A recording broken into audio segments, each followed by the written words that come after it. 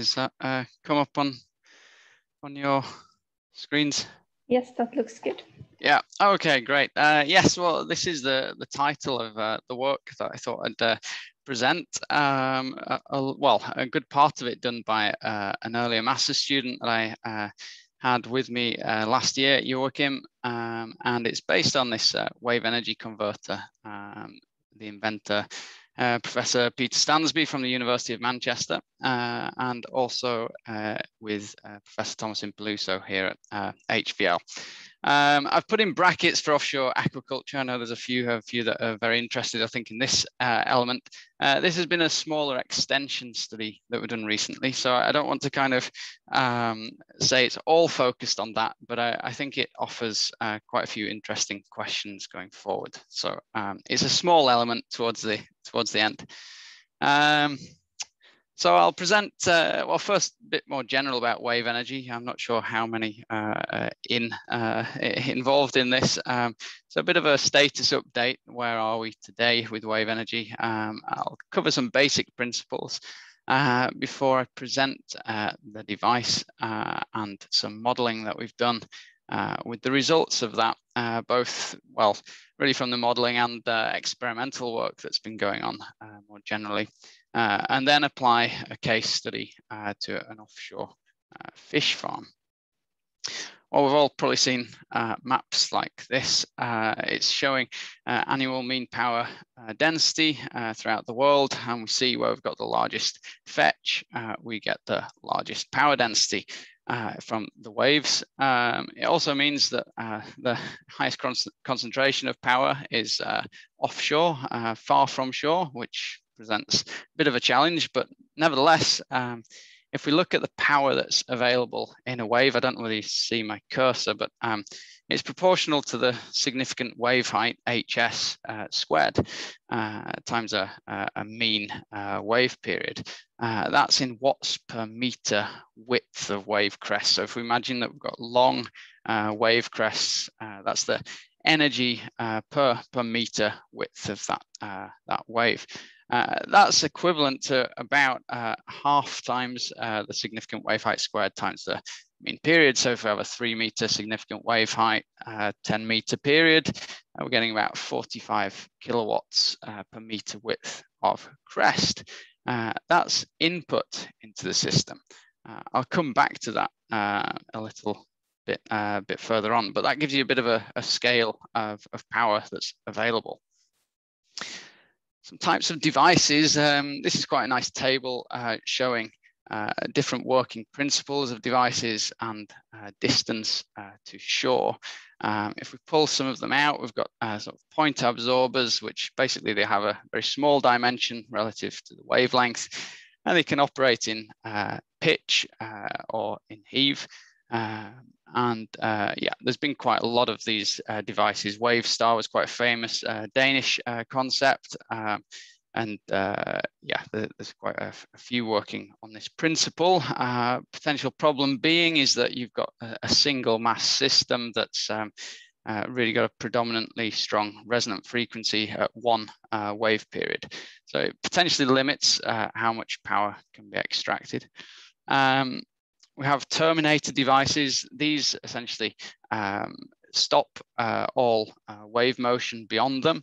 And there's two main concepts. We have a oscillating water column where you've got the wave coming in, and as it goes up towards the top of the wave, we get compression in the chamber of air, forcing the air through a turbine, such as a Wells turbine, forcing the air out and generating power on the outward stroke, but also when we go down into the trough of the wave, and we get an expansion of this column of air, so bringing air in through the turbine.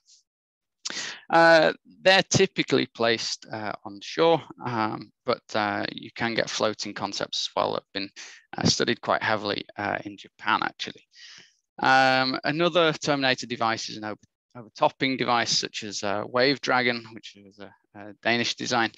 This is taking the potential energy out of the wave. So as it overtops the device, it's then drawn back down through a turbine for the outlet. Or perhaps most famously for wave energy are these sort of snaking devices. Polaris was one such device that can operate in heave and in pitch, but also then in sway, as we see from the top here. And these are aligned with the wave direction, so they're attenuating or damping out the wave as it goes along its length. So really, what's the status today? I think everyone's quite aware that there's been a lot of failures with wave energy. And I think it's worth starting there before you can think how to move on. Reasons for failure, many of them have been technical, such as structural component failures, failures due to mooring lines, generally induced by extreme loads from storm conditions. So we talk about survivability a lot. And then fatigue and wear and corrosion. It's quite a nasty environment to be working in. But then there's also really the other failure has been from the financial side. That it's very often a lot of these projects receive a lot of public funding, but they require tending to be a matched funding from industry, which is quite challenging to get. And also, if you get a delay in sort of project milestones, the development of the project becomes more and more demand on getting more private equity in. And so that's really seen companies go into administration and lead to failure of projects, but not necessarily that the concept was bad, could have been developed further. And so failures are not necessarily a bad thing, but actually offer an opportunity to learn from. And this has really come from a couple of recent studies, a study by Deborah Greaves' department down at Plymouth in the UK, looking at needs for technical innovation and support for still innovating new concepts. I mean, there's a plethora of different wave energy concepts, but variability does lead to competitiveness, which at prototype scale is not a bad thing.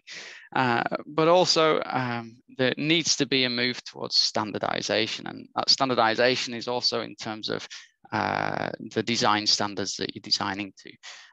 It's no good to anybody having a big investment in a device that then fails. It reduces the confidence in the industry significantly.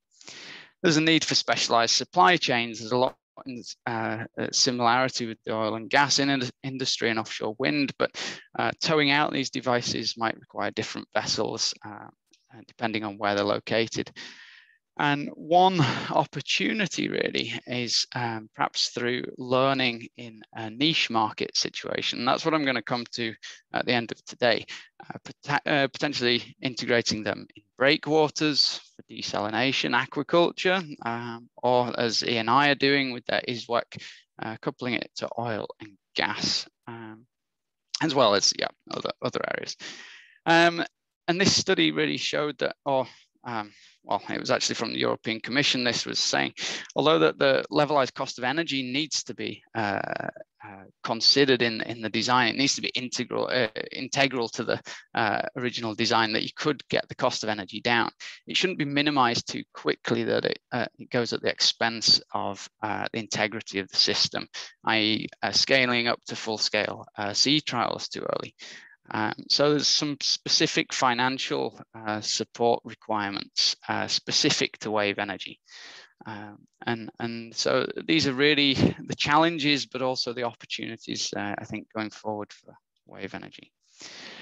Briefly about wave energy, I've not got a lot of time, so just starting with two-dimensional waves. If we've got an incident sinusoidal kind of waveform as we see here. If we imagine a very long line of 2D absorbers moving here in a heave motion up and down, on still water, they're going to radiate waves out in a symmetric waveform. And actually, it's not come up, but Johannes Valnes, NTNU professor earlier, He came up with the phrase, to destroy a wave means to create a wave. And what he's saying is that you have to radiate a wave that will interfere with the incident wave. And depending on that interference, constructive or destructive, you're going to be able to absorb energy from the waves. And if we see here in the symmetric wave, we're going to get constructive potentially interference if we match the amplitude and the phase on the upward side, but on the downward side we've got destructive interference, and the maximum energy you could ever hope to extract then is 50% of the incident waveform. The same goes for an asymmetric form such as in surge or in pitch, whereas if you were having multiple modes of operation, such as heave and pitch, then in theory, you could get up to 100% of wave absorption.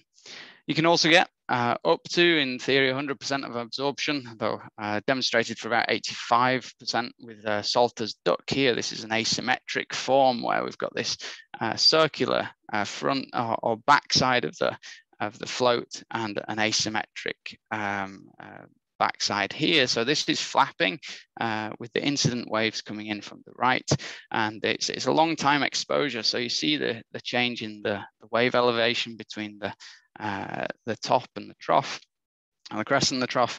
But on the downward side, we see nothing. So essentially, all of that energy is being nearly perfectly absorbed. But most devices aren't two-dimensional. They're small compared to the waves that are coming in. And so if we start looking at the radiation pattern for these waves, you could imagine it as throwing a stone into water. We get ripples generated outwards in a symmetric form. Or if something's oscillating forwards and backwards, we get an asymmetric radiation pattern. And David Evans from Bristol University, he came up with this expression, amongst others, with really that the force required to generate a radiated wave is equivalent to the force acting on that body from the same incident wave pattern. It looks fairly complex, but if we put this expression in for optimal power just being force times device velocity, we get a fairly simple expression showing that the optimal power for an ideal device that's in resonance is the power that's available in the wave per meter crest, that first expression we saw at the beginning, times some constant epsilon divided by a wave number. This is, and it's conceivable to expect a wavelength greater than 2 pi, and epsilon is either 1 for symmetric radiation pattern or 2 for asymmetric in the most ideal sense. So this equation is actually saying we can generate more power, extract more power than is actually incident on the device. Why is that?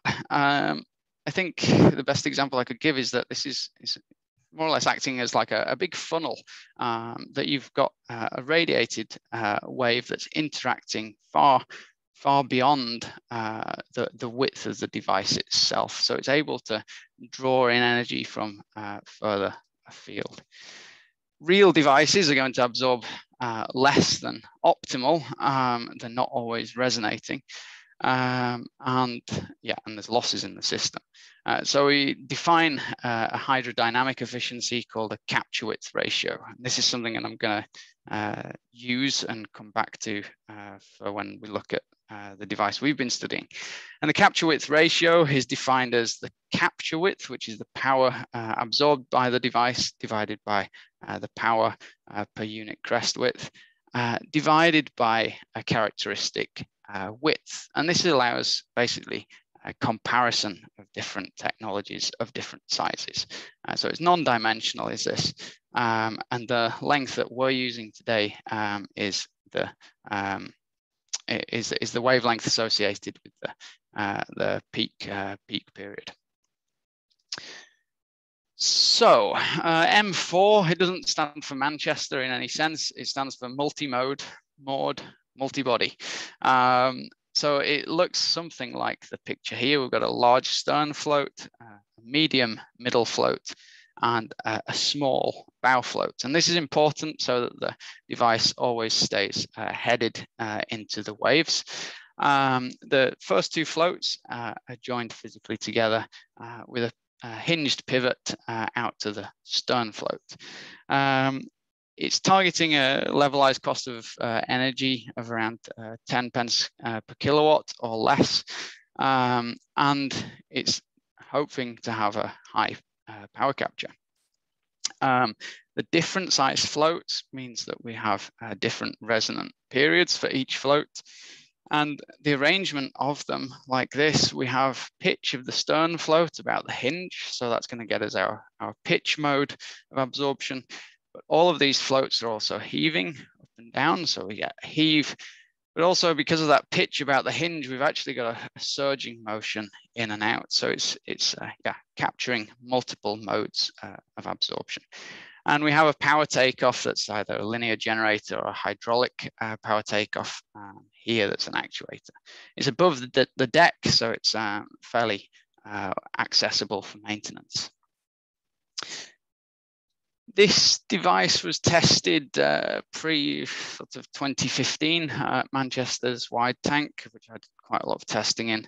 And here you see that, yeah, the small bow float and the large stern float with a couple of outboard rigger buoys, and they found that there was actually a bit of roll induced in the system, despite the waves being just planar waves coming in.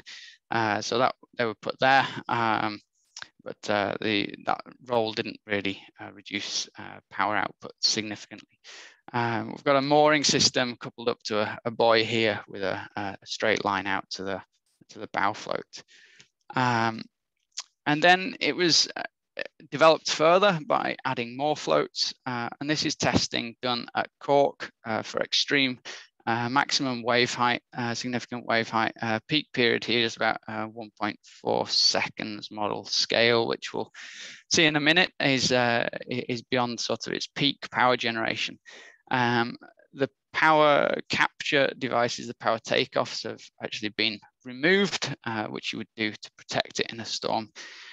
And it's got a limiting pitch angle of about plus or minus 40 degrees. So it's really quite well protected. The power takeoff isn't really going to be suffering any damage with this.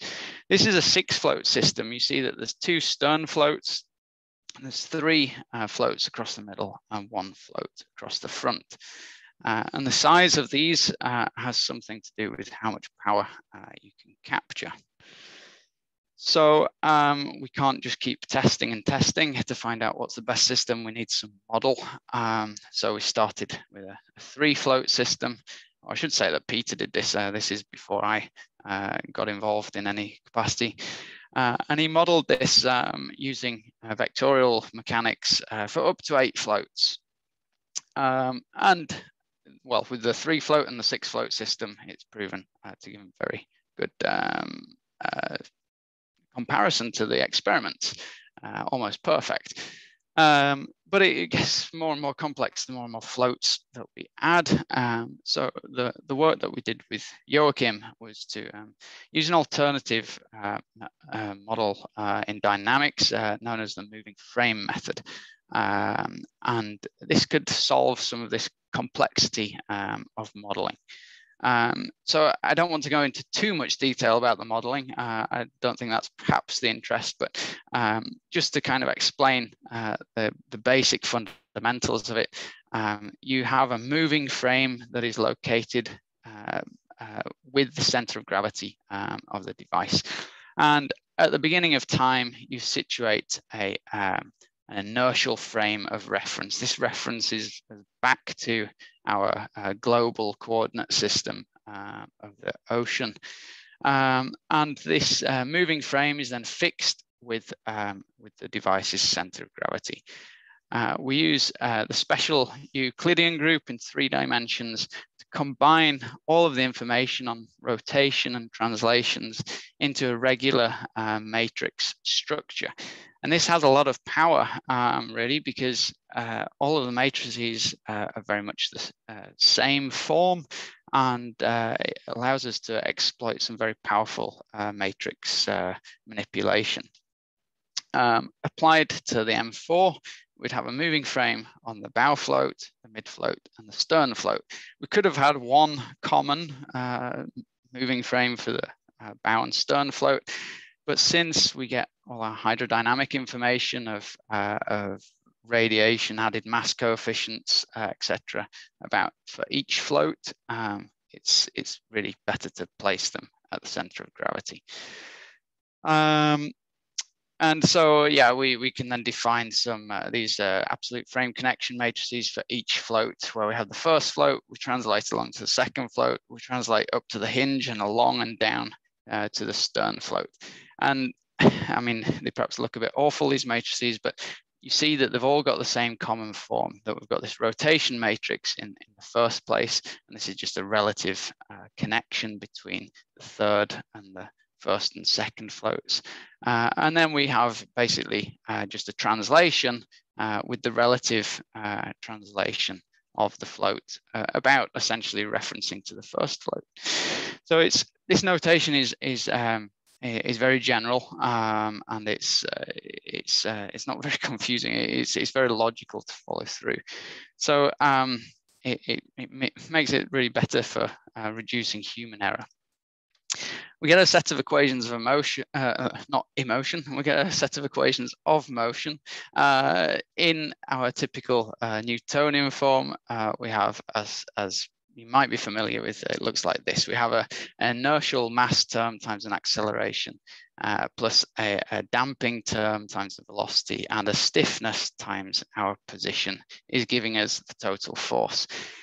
In the moving frame method, we're using a set of generalized coordinates, which I'll talk about in a moment. But you see that we have this essentially a mass term and some force terms here.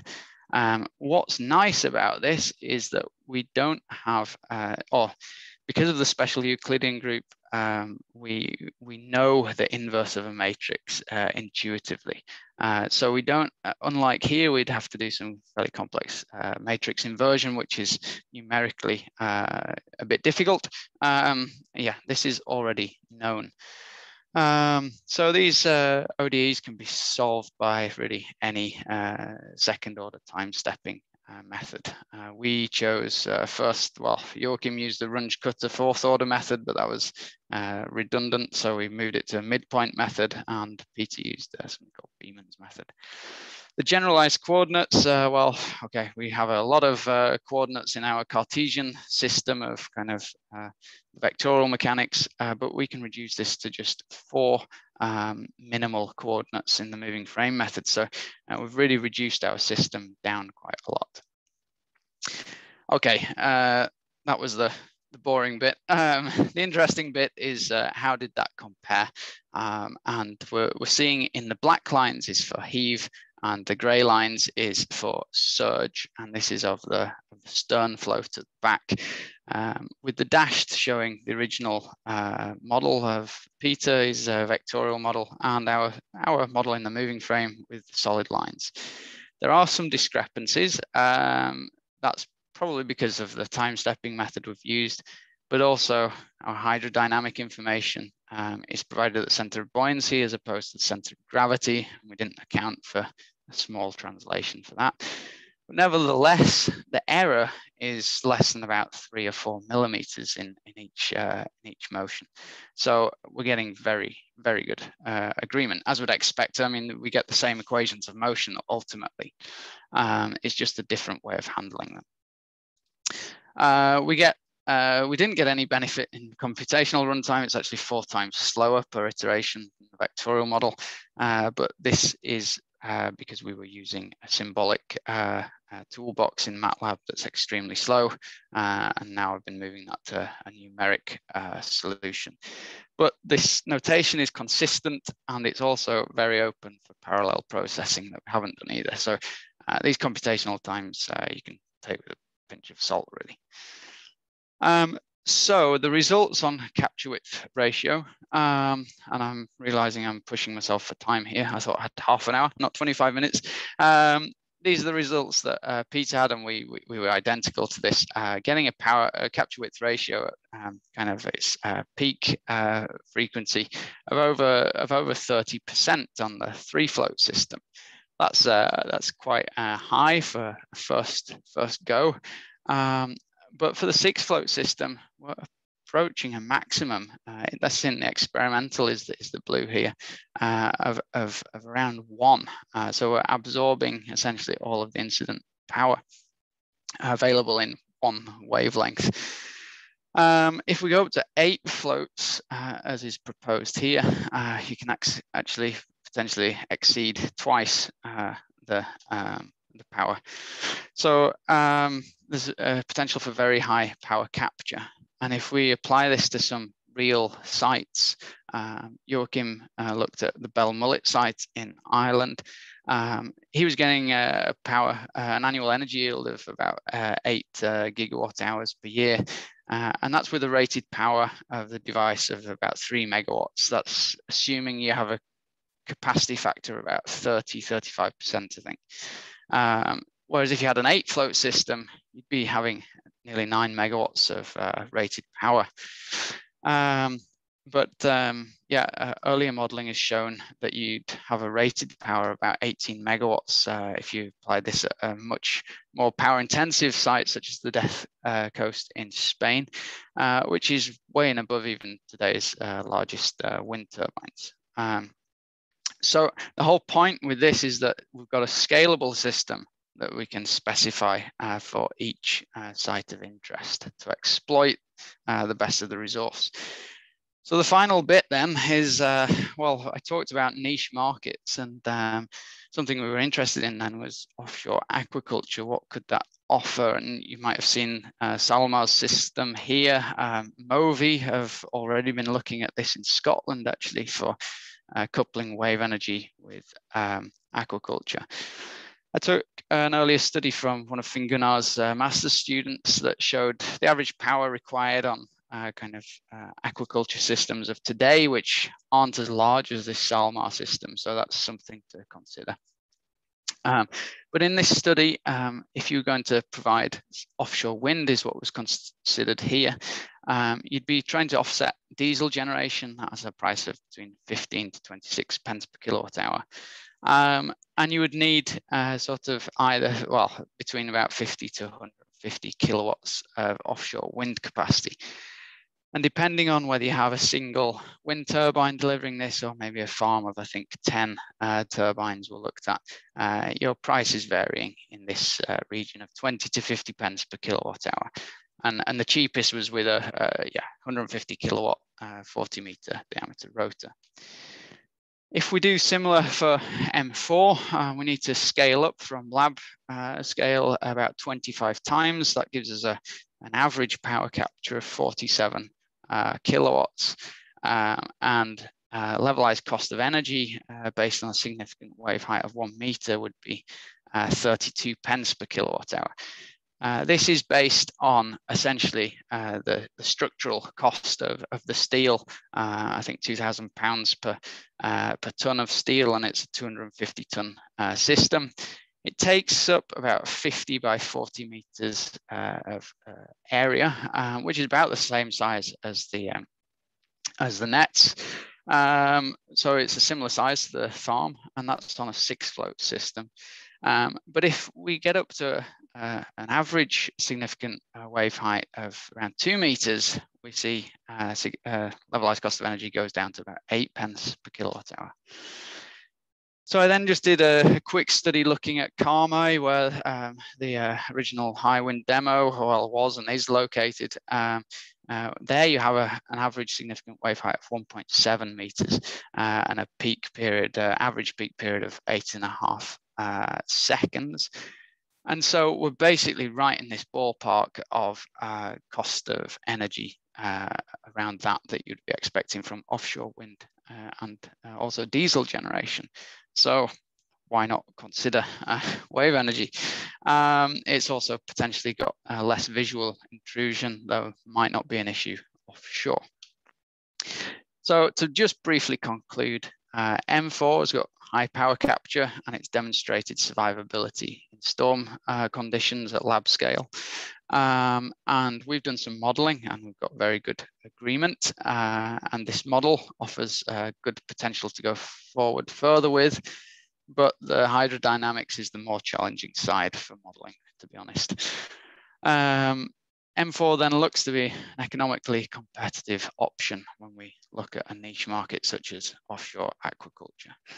And so work that we're doing at the minute, there's a quarter scale device being currently built out in Shenzhen in China. There's a couple of applications for open sea testing in Australia and Mexico.